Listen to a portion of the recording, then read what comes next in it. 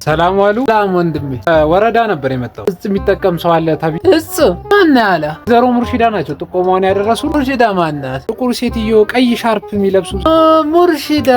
አወቀ። እቺ ችግኝ የምትነቅለዋ ችግኝ መንቀል መንግስት አለም አለው ብሎ በየቦታ የተከለውን ችግኝ ማገዶ እያለች ስትለቅሞ ነው የምትውለው። በጣም ጥሩ ጥቆማ ነው የሰጡኝ በእውነት። አረንጓዴ ነገር አቶ ልማት አቶ መንገዱ በመብራት ተሸብርቆ የለ ቆጥራ ለምንድነው የማያጠፉት? ይጨንቃል እኮ ትላለች። ይሄን ያለ ነገር አላት ወይዘሮ ሙርሺዳ። ጸረ ልማት ናቸው ማለት ልማለች። ባንዳ ናት። አንገት ዳር ሸራ ወጥራ ድንች ትሸጣለች።